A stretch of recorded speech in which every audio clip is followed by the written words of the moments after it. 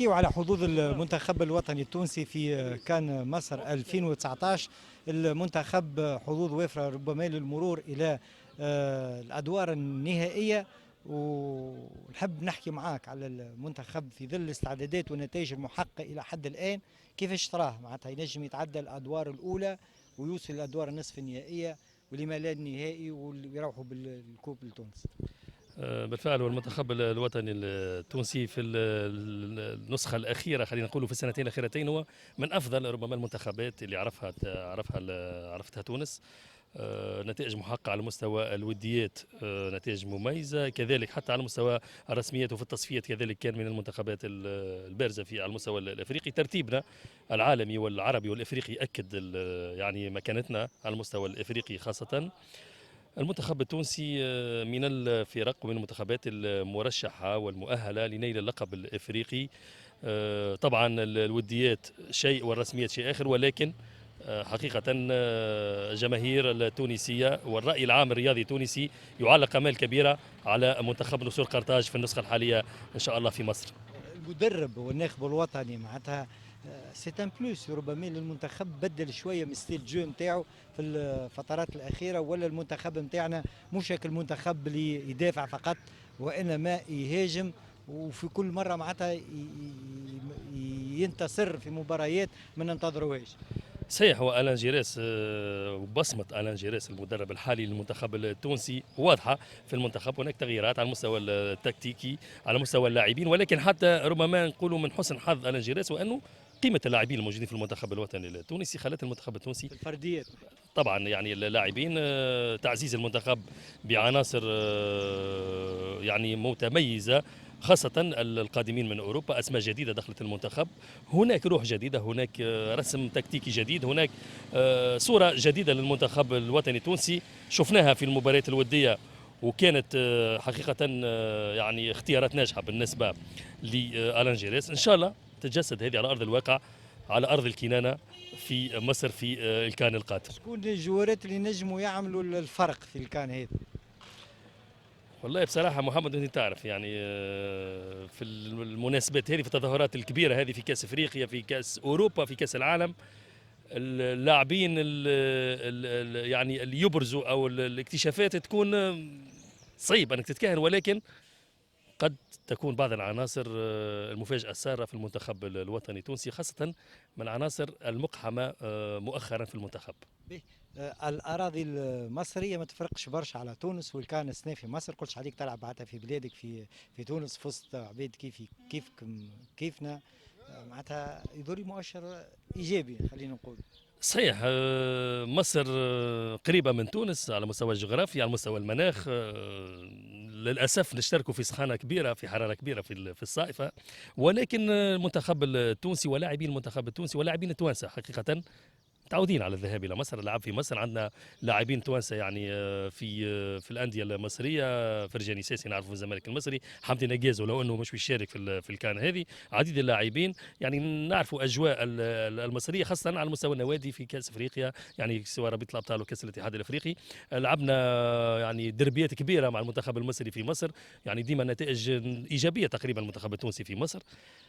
المناخ نعرفوه، الاجواء نعرفوها، مصر نعرفوها، والمنتخبات نعرفوها، والمنتخبات نعرفوها. تتكهن المنتخب وين باش يوصل؟ بصراحه باش نكون واقعي، اقل ما يمكن نطلبوه من المنتخب الوطني التونسي، نطلبوه، نقول مش نتمنى، نطلبوه المنتخب الوطني التونسي هو المربع الذهبي. زميلنا ياسين بورقيبه هذا شنو قال على المنتخب الوطني، لكن الناخب الوطني شنو قال وين باش يوصل المنتخب نسمعوا. Pour la phase finale. Donc je ne fais pas de distinguo entre les joueurs, même si on sait effectivement qu'il y a des joueurs qui sont des joueurs un peu plus expérimentés, qui connaissent l'équipe nationale. Effectivement, si vous me parlez d'un joueur comme Marc Lanty, qui est à l'intérieur, il est évident que c'est un jeune joueur qui découvre l'équipe nationale et qui découvre également qui va découvrir une phase finale. Concernant le premier match contre l'Angola, On est presque prêt. On est presque prêt. Le match Angola, c'est pas demain. Demain, c'est le Burundi. Donc, donc le match de l'Angola, c'est le 24 juin. C'est là qu'il faut être prêt. Dans encore des jours pour affiner, pour finaliser notre préparation, qu'on soit encore totalement prêt pour le premier match. Coach, avant de parler des adversaires, je veux savoir si on vient d'évaluer notre préparation pour ce CAN qui passe à la fin de saison du championnat et aussi au mois de juin pour la première fois. Et vous savez que c'est des chaleurs, c'est qu'il y en a des facteurs externes peut-être qu'ils vont influencer sur les joueurs en Égypte. Comme pour toutes les équipes, tout le monde sera logé à la même enseigne. Je veux dire, on n'aura pas plus chaud que les autres équipes. Donc c'est un élément effectif qui est entraîné de compte, mais que nous devons aborder. À partir du moment où on aborde ces conditions climatiques difficiles, si on est dans une condition physique optimale. Donc c'est ce qu'on est en train de faire à travers cette préparation. Il a fallu que ça a été une préparation à la carte. Il y a eu tellement de différences de situations entre les joueurs, ceux qui ont joué très tard, ceux qui ont beaucoup de matchs, enfin tous les éléments qui nous ont fait prendre en compte chaque joueur d'une façon bien précise pour arriver à avoir une homogénéité de forme de notre groupe. Coach, notre équipe est reconnue dans la participation des CAN. On commence toujours mal et on vient d'avancer par les matchs. On vient très fort, peut-être dans les tours plus avancés. Est-ce que tu as pris ce point en considération? Non, pas du tout. Pas du tout. Le passé, c'est le passé. Le présent est le présent et le futur, c'est à venir. Donc je ne vois pas pourquoi je vais m'apitoyer sur quelque chose. Moi, je prépare une équipe pour être prête dès le premier jour. Après ce qui se passe avant, on ne vit pas, une équipe nationale ne vit pas par rapport à son passé, mais vraiment par son présent et son futur. Donc voilà, nous, on fait tout pour qu'on soit dans notre meilleure forme, dans les meilleures conditions pour la phase finale. Coach, notre président, on est deuxième en Afrique, on est premier arabe. C'est performance très bien dans notre histoire. Est-ce que ça nous permet d'être finalistes ou demi-finalistes au moins? Ah non, ça nous permet rien du tout sur le plan sportif. C'est très honorifique et très appréciable, évidemment, et il faut être fier de ça. Je peux vous dire que pour avoir été adversaire de la Tunisie, que rencontrer la Tunisie, ça représente quelque chose. Je voudrais que ici, les gens soient conscients de ce que leur équipe nationale représente à l'extérieur. C'est une réalité. Maintenant, ça ne nous donne aucun avantage, si ce n'est que de le confirmer sur le terrain en étant vraiment dans le cadre d'une équipe très compétitive, très performante. المنتخب الوطني بين نقاط القوة نتاعو العامة هذه هي حراسة المرمى. عندنا أكثر من حارس ممتاز قدم موسم استثنائي، وديما قبل في الأفريق نحكيو على الضعف في حراسة المرمى وقداش من مرة نتخذلوا بسبب هفوات بدائية. يظهر لي المنتخب ينطلق بحظوظ وافرة، خاصة أنه عندهم لاعبية عندهم قيمة ثابتة. صحيح. هو شوف المنتخب في كان مصر انه مطالب المره هذه انه يثبت حقيقه المستوى نتاعو، خاصه على مستوى ترتيب الفيفا، على مستوى العربي وخاصه على المستوى الافريقي، وبالتالي نطلب منه الكثير، نطلب منه بصراحه لعب الادوار الاولى ولا الاكتفاء يعني بالربع النهائي مثل ما يعني صار في النسخ الاخيره نتاع كاس افريقيا، وبالتالي مسؤوليه كبيره وجسيمه على لاعبي المنتخب التونسي، وان شاء الله يكونوا في مستوى انتظارات يعني الجمهور الرياضي. يعني وقت تكون ثاني افريقيا والاول عربيا على الورق على الاقل مطالب باش تكون معناتها في ادوار متقدمه، يلزم البريمي تور ويلزم زاد من البدايات المخيبه للامال للمنتخب الوطني في النسخ الفارط.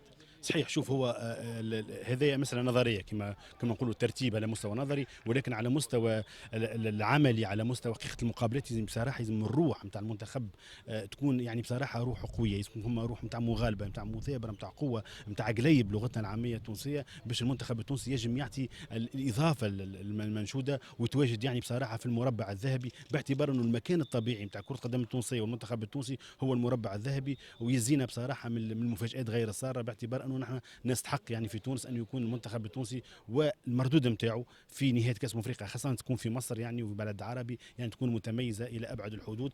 ثقتنا كبيره في الملاعبيه انه كل واحد يعطي الاضافه من عنده ويكونوا حاضرين خاصه على المستوى الذهني ومركزين باش ان شاء الله يحققوا احسن نتيجه ممكنه في هذه النهائيات. حسني، ثقتنا كبيرة في الملاعبية التوانسة، ثقتنا كبيرة في التنظيم المصري، لكن ثقتنا اهتزت في التحكيم الافريقي في الفترة الأخيرة. هذا فاكتور مش الإعلام التونسي قاعد يحكي عليه، لكن ربما يكون مؤثر جدا.